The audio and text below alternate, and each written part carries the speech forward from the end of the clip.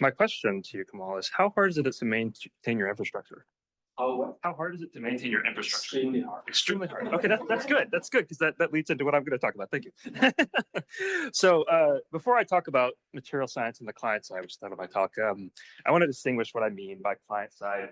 I'm talking about client side programming that works in your browser, usually JavaScript, HTML, React, all sorts of frameworks. And then server side, typically we're talking about Python, the thing we're more used to using. I think I learned how to program actually. I think that Andy Peterson taught me how to program in a long time ago. And of course, that involves a server, a centralized source of compute that serves clients that make requests. So that's what I mean by client side for anybody who needs to know that. So my talk is split up into two parts. I'm going to talk about provenance and materials data, which is related to client side programming, but is not necessarily about client side programming and should be, more universal for reproducibility. It should be for many other reasons. But and then the second part, I'm going to talk about interactive material science software. And what I hope to convince you of is that I think that there are opportunities in client-side programming and client-side software design that are underutilized today in material science that I think hopefully will lead us to more design environments that can help us discover materials. So first of all, provenance and materials data. So first thing I wanted to talk about was the provenance of provenance at NP. So around a decade ago, I found this slide when I Googled structure notation language, back when computers were slower, according to Shui Ping, and also back when Sarah Palin's nomination was the most controversial thing in American politics, back those good old days. There was this thing called the structure notation language, the SNL. And the structure notation language is a lot like the PyMatch structure, but it contains extra metadata. And the extra metadata is actually pretty cool. It has references, it has transformations. If it was generated from a transformation, it's pretty nice. And it has all this extra metadata. And one of the things that you can do with provenance is you can do historical commentary. So the CEO of TRI asked us one time, he was basically like, how do we know if we're accelerating materials discovery? Is there a rate at which we discover materials? And one of the things you can do with the historical context, the dates and the authors, is you can actually aggregate by year, right? So you can say this is the number of contributions to the ICSD per year, according to them too. The materials project provenance, at least. And then you can divide by the number of unique authors, and you can kind of estimate the number of researcher years it takes to discover a new crystal structure entry in the ICSD, which you could call a material or you could just call a crystal structure. But either way, this is kind of an aggregate productivity. Now, I'm reluctant to push this as a metric because I think that there are lots of perverse incentives, just like the H-index, that would arise if we started to think about materials and our productivity this way. But it is something to think about and something to benchmark our own efforts, which I'll talk about later at TRI.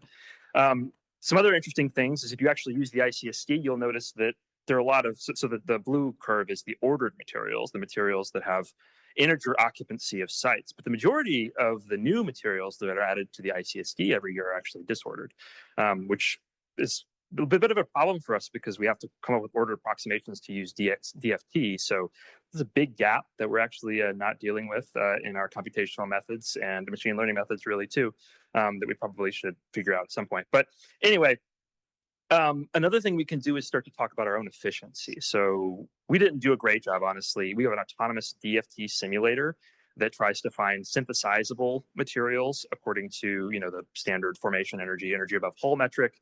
It's called computational autonomy for materials discovery. And this is a cumulative graph now. We discovered around 25,000 in 2021, which of course now 2-3 orders of magnitude higher, according to Google and Microsoft and everybody who's doing materials discovery at scale, virtual materials discovery at scale. One of the things we could do with our provenance here is actually take our total AWS bill that had been tagged with this particular project and divide it by the number of new metastable crystal structures, and it's around $3 per crystal structure. And this was interesting too from an efficiency standpoint. How much does it cost to do a virtual materials discovery? So you can multiply this number by Google's 2 million or by any other metric you see to $6 million is maybe what they spent. Their system is probably a lot more efficient than our cloud system, but nevertheless, this order of magnitude is something that's interesting when you think about productivity and kind of the value and efficiency that we're achieving. So what does it mean in terms of practical realization of materials? Well, over the course of the past 4 or 5 years, helped by Xijing and some folks at Lucidian, we actually discovered a material from our AI predictions, a new crystal structure that had not been reported. It's actually a disordered material, a calcium ruthenate. And it took us around 10 researcher years. So we are, I would say, worse than average. And I think this is an important thing to admit, that it's not necessarily the case, even if we can discover materials more intentionally, that our tools are accelerating the rate in aggregate. And that's fine. Like, that's not a problem necessarily, other than I think that we, have to think a little bit about why that's happening. And, the intentionality is also a valuable thing. So also, one group, taking 10 years isn't necessarily can extrapolate or generalize to everybody's performance. So I want to talk about provenance in the experimental context too, because I think it's actually even more important there, because experiments are complicated. They're very difficult to keep track of everything. Anybody who's tried to take literature mine synthesis recipes and actually use them or replicate them knows that usually a lot of things that are very important to replicating a synthesis or creating a material are not necessarily captured in the literature. So if you can capture provenance by processes and observations at various states in your experimental overall procedure, then you can help to establish state. And the state basically will occur at different arrows in this process diagram. You have a sample, you subject it to a process, which could be an observation like a spectroscopy measurement, or it could be a synthesis process where you're mixing things together, something along those lines. But if you can think about your experiments in this way, you can start to establish state.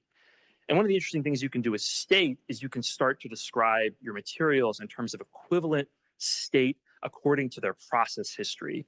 And the reason this is important is often the case that your predictability will be significantly enhanced by your ability to isolate specific states. It's kind of like the compatibility question in computation. If we can make our computations compatible, we can start to actually do the machine learning on them that can work. Similarly, if you can actually isolate states that are predictable, you will get much better machine learning results. So this is a plot of all of the materials that were tested in John Gregoire's lab at Caltech, which there are around 700,000, different compositions of catalysts with different process parameters, different types of preparation methods, and different electrochemical measurements. If you isolate them to everything that was annealed above 400 degrees Celsius, was something they eventually discovered was a valuable thing to do, and something past a certain time, you start to see that those become much more predictable. And even if you isolate further than that, you actually don't get much more of a improvement in predictability. But this provenance really enabled them to do these counterfactuals about, well, what are the equivalent states that we need to do machine learning? So provenance can be really powerful, and being able to capture it in the experimental context is also very powerful. So how do we do it? Well, there are lots of different ways, of course. One of the ways in which we do it in programming is using GitHub, right? We have commits that we make to code, and this is really powerful because you can basically track the ways in which we've edited a code base over a long period of time. You can revert things. All sorts of things arise from this sort of paradigm. And the general description of the paradigms like this is called event sourcing, where you basically derive your state, where you are at a given point in time, by being able to stack up all the events of the past and bring them to where you are.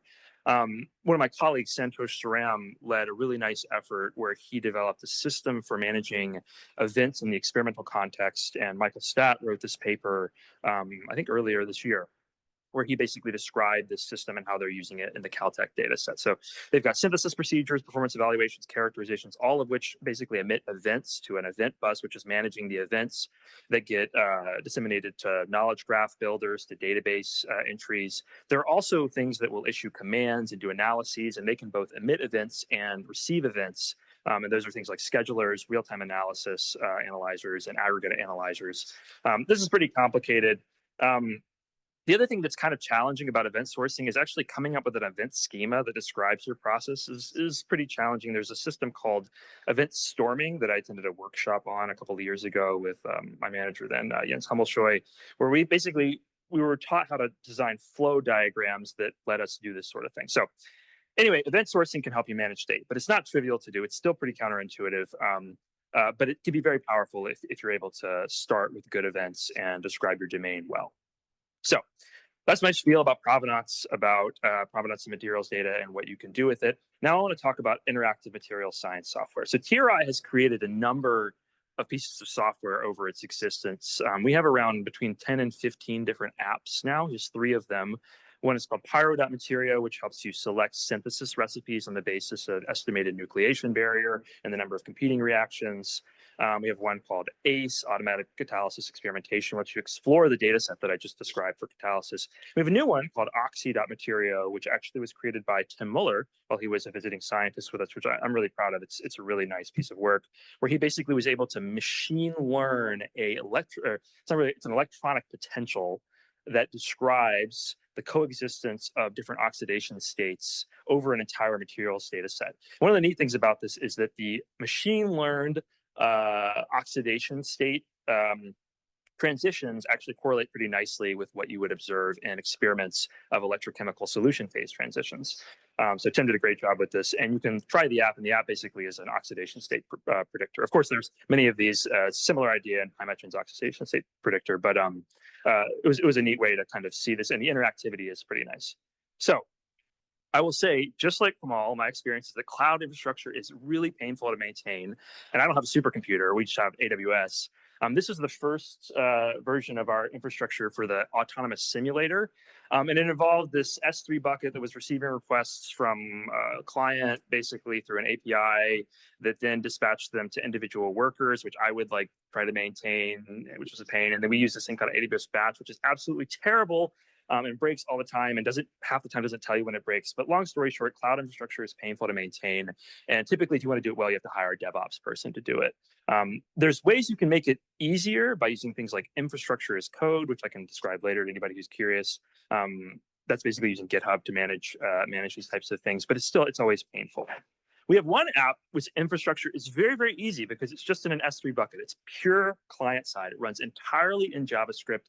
It does the rendering, the analysis, and it was written by a wonderful individual named Roni Chowdhury, who was at Kitware at the time.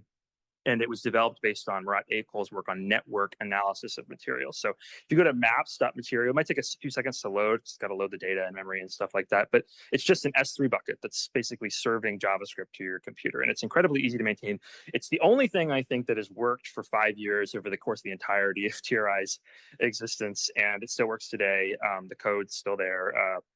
And it works at least partially because the infrastructure doesn't require any maintenance. It's just the JavaScript package. So here are some client-side pros and cons that you may have inferred from what I'm talking about. One of the big pros is that client-side scripting and client-side programming tends to be interactive by its very nature. Platform agnostic, it'll run on a browser, wherever you are. It's data secure. And what I mean by that is that once the code's on your computer, your activity isn't monitored. So for example, if you have an industry partner who doesn't want to leak what they're interested in and what they're working on, then they can use it on their computer and not communicate to a server. And what I mean by GPU native here is that in many ways, JavaScript is kind of built for GPU computing. There are lots of packages that do it naturally and don't have to worry about, kind of CUDA interactivity and stuff like that. But of course, all these have caveats. One of the big ones is that you have to deal with JavaScript. And for me, JavaScript is the most unintuitive programming language of all time. I cannot handle it. And this is one of the reasons I love ChatGPT is because it helps me deal with JavaScript. But of course, the better and more mature way to talk about this is that JavaScript is counterintuitive and is difficult for people to learn, especially if they're used to Python, which is beautiful and readable and much more easy to understand. I said platform agnostic. In reality, there are actually just more platforms to support. You have multiple browsers. You have the mobile situation. iPads are different. Other security issues are executing arbitrary code on your browser is often not allowed at industry institutions, that sort of thing. And the last thing, and this is maybe something that I think we should all really be paying attention to, is that browser ML tools are weak. TensorFlow.js, to my knowledge, is the only thing that really works, and it is not great. Although I will say TensorFlow.js is a remarkably good linear algebra library for the browser. It's not a great machine learning library, but if you want to do linear algebra in the browser, TensorFlow works really well. TensorFlow.js works really well. We've been using it a lot that way. So here is a preview that unfortunately I cannot share the code to nor access to, but something we did a few months ago, which is event-sourced client-side materials design. So this is a pure client-side implementation of an atomic design environment. The periodic table is lighting up with a client-side machine learning model that was written in TensorFlow.js. These relaxation buttons are running. Actually, so that part is actually submitting something to a backend, which is actually running in 3GNet. And the leaderboard here is actually taking the events off of the client, submitting them to just a very, very simple list that is telling people what the most negative formation energy that has been found in a group of people. And we actually ran this tutorial with people who are not material scientists at our company, and they enjoyed it a lot. They enjoyed kind of trying to compete to see who could find the most exothermically forming oxide. It turns out it's mostly thorium oxide. Thorium oxide, if you've ever looked at the materials, has a really deep formation energy well. But it turns out you can find some interesting dopants too. So this was our kind of the culmination of a lot of thinking we've been doing about event sourcing, about client-side scripting, and I'm hoping that over the course of the next year, we're going to be able to release this more and more so people can use both this and the pieces of it, which I think could be valuable for future work. So with that, let me mention one more thing. This is a shameless plug. We just funded a bunch of people to do work on inorganic synthesis, two of whom are here, Daniel Falcola and Evan Swatsmith. Both are doing awesome projects on trying to make synthesis more predictable. Talk to them, go see their posters. And with that, the summary is client side and infrastructure is a pain, or client side's great. We should be doing more of it, and you can do cool stuff with it. So that's it. Thanks.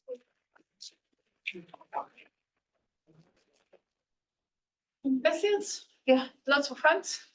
But Why do you think it should be so easy? Like if I replaced every word of programming or client side with experiments, Yeah. right? You could flip it around and do exactly the same thing.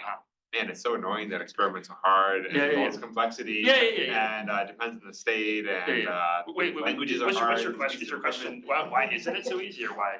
Why do we expect it to be so easy? Oh yeah. That's a good question. We don't. Yeah.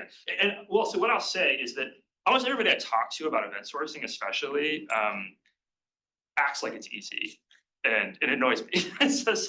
so my experience is like, oh yeah, you should just do this. You should just do this. You should do this. And actually, I think that what happens with event sourcing is you'll get into modes where you've made a decision in the past that's hard to like fix. It's a little bit like SQL versus MongoDB. MongoDB is much more flexible to correct, and so you probably should have been working with the schema all along, but now you have to like retrofit things. So that's kind of what I would say is like a hand-wavy answer to the question. But there's no reason to believe that it would be easy, of course. Yeah. So tech companies with tens of thousands of people working on really simple software problems. Yeah. A little bit worried. For sure. Yeah. So am I interpreting the graph correctly? Because I was looking at it and I saw that we are actually throwing more people discover performance. Yes, that is correct. So basically, so our productivity is actually dropping as a species. Yes, exactly. And there's a question about, in my mind, about whether that means the materials are harder to discover today, or whether we're just collaborating more. You know, author lists and the lengths of author lists. If you're collaborating more, you also discover more. You would think so, but I'm not sure that academic can sit and allow that. Stuff to deal with reviewers.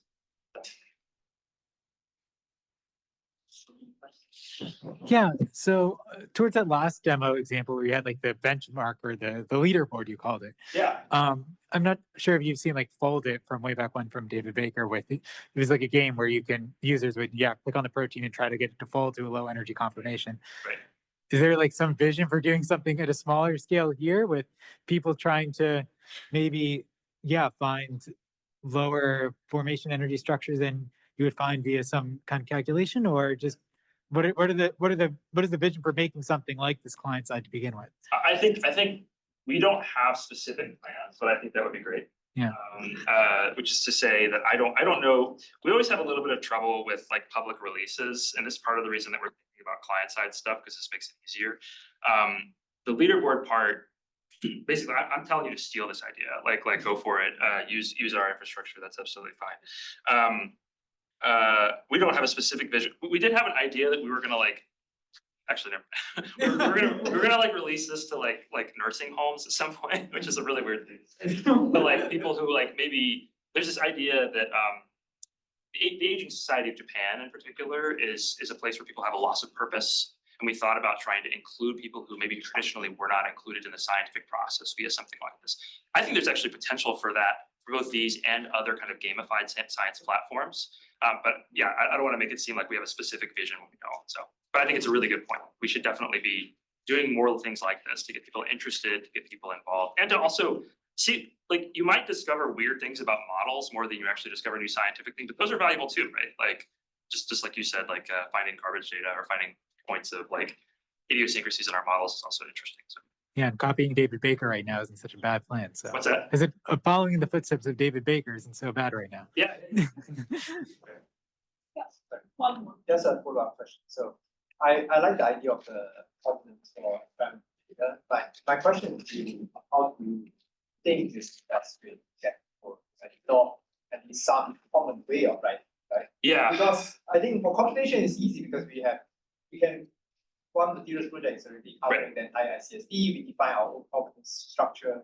But I think for experiment it's how do you get people to contribute to say a synthesis database or say this is my exact formula for computing?